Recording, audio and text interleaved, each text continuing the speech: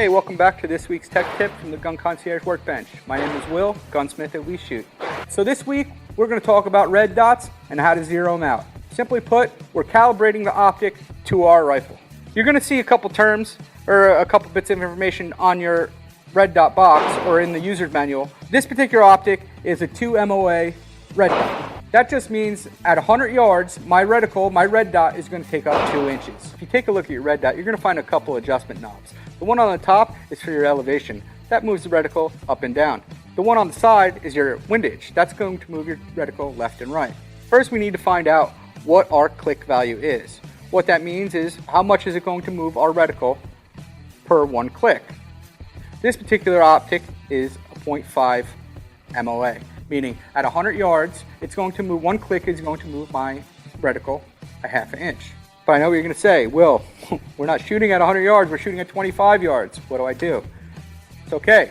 There are some simple mathematical equations that we can do to figure this out. Okay, so what we know is our click value now is a ½ inch MOA, meaning that's a ½ inch at 100 yards. We're going to plug in the distance we're shooting at now, which is 25 yards, which is 25% of 100.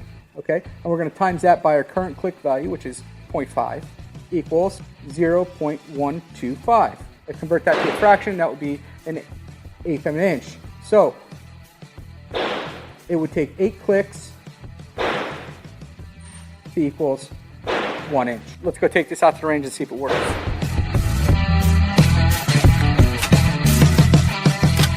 Let's hang our target and push this out to 25 yards. One thing to remember, since we're zeroing this for 100 yards, at 25 yards, we're gonna have to aim here for our shots to come in here. I'm gonna put out 25 yards and we're gonna shoot a group, about 3 or 4 shots, see where we're at.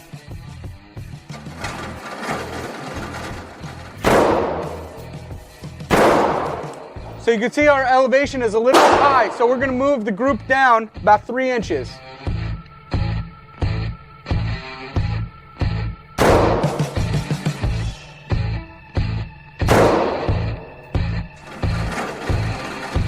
As you can see, the math works. We're just gonna make a little fine-tune adjustments to our windage, and we should be good to go.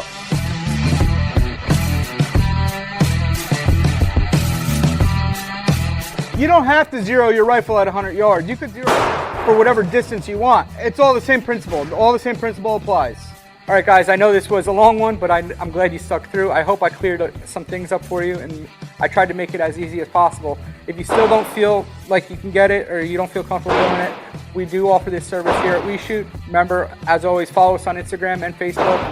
That way you can be caught up with the next tech tip. See you out there.